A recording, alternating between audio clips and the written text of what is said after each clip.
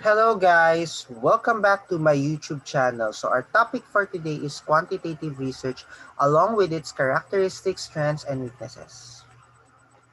Okay, when we say quantitative research, it is also known as empirical research. It is also a type of inquiry where relations are established through the collection of numerical data which are analyzed to derive generalization. When we say numerical data, it deals with numbers. Pag sinabing quantitative, it derives from the word quantity, which focuses on numbers. It is a systematic scientific analysis of data and their relationships. Quantitative methods focus on objective measurements, statistical and material or numerical analysis of information that are collected through polls, questionnaires, and surveys using statistical treatment. Pag sinabing polls, questionnaires, and surveys, yun mga instruments na ginagamit sa quantitative research. Pag sinabing statistical treatment, yun yung mga computational techniques kagaya ng mga measures of central tendency, measures of variation, tests of hypothesis, or correlation. Okay, so it can also deal rin sa mga numbers and mga formulas. Kailangan na natin iintindihin mga konsepto ng statistics and probability so we can be able to perform the proper data analysis in the quantitative research dahil umiikot talaga ang mundo ng data analysis sa statistics pag sa quantitative research. Okay, so let me tell you what the characteristics are. First, objective. When we say objective, it is not biased. We cannot guess, fair, and it's very honest. When we say clearly defined research question, fixed ang objective ng bawat question. Very clear, hindi pa ligoy-ligoy ang sagot. And this can be close-ended. Yung parang solid ang sagot, yung iisa yung sagot. When we say replicable, the studies of quantitative research can be used for further quantitative researches. Kagaya yung sa survey, na-adapt siya sa magiging study mo. Basta related lang yung sa mga pinag-aaralan mo at sa pag-aaralan mo.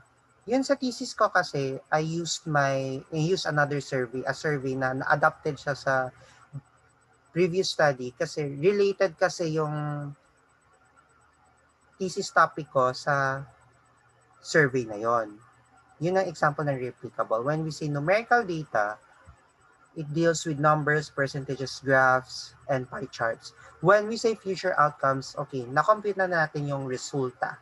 May resulta na. We can easily tell ano ang pwede mangyari sa research. We can easily tell ano magiging epekto, ano magiging repercussion. When we say large sample size, nako, kailangan po yun.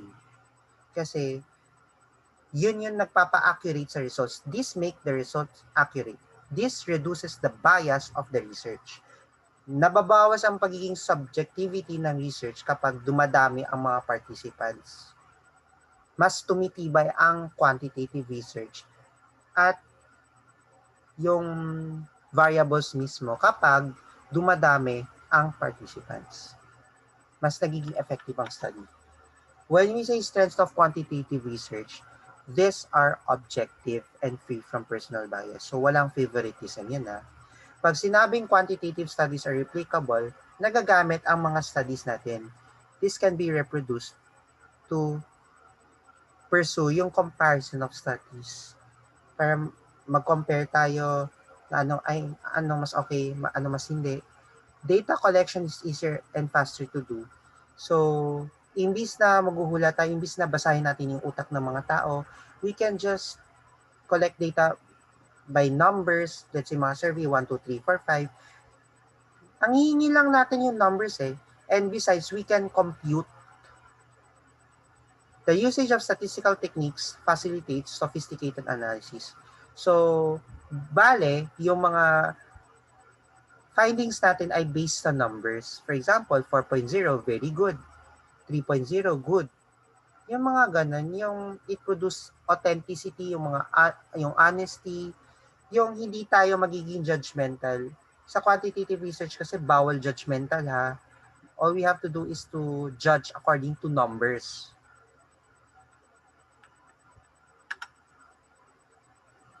At isa pa, kung ano yung na-compute na natin, yun ang pagbabasehan natin based sa results. However, it has weaknesses.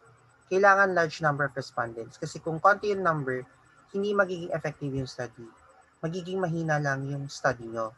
Kailangan talaga large number para maging accurate yung pagko-compute. Para proven na effective siya o hindi. Each research is costly. Bakit? Kasi kailangan mo ng maraming participants, kailangan mo ng maraming test. You need a lot of budget eh. Kung gusto niyo gumawa ng quantitative research, dapat may budget kayo. Kasi kailangan nyo bayarin yung para sa mga test nyo, sa validators, and et al. Okay, pag sinabing contextual factors are ignored, okay, yung quality na babaliwala. Numbers kasi ang focus ng quantitative research eh. There are information that are difficult to gather using structured research instruments. Kasi maraming topics sa research kagaya ng mga pregnancy, violence, abuse, hindi natin pwede i-rate yun kasi nakaka-trauma siyang pag-usapan sa mga participants. So we need to be extra careful on shall I say, yung mga topics. Okay, kailangan maging mag-ingat tayo, kailangan maging sensitive tayo sa feelings ng mga participants. We need to observe the ethics of the research kasi. So, pag sinabing data from questionnaires may be incomplete and inaccurate if not done correctly, kapag mali ang computation, ulit lahat. Mali siya. Kaya that's why we need to choose the proper statistical treatment and research design according to our title of the research. Dapat tama ang research design, dapat tama ang pagko-compute, tama ang resulta, dapat honest tayo. So thank you guys. Happy learning. Have a good day. I hope you learned from watching this and listening to my discussion. So do not forget to subscribe my YouTube channel and hit the subscribe button and click the bell. Thank you and God bless.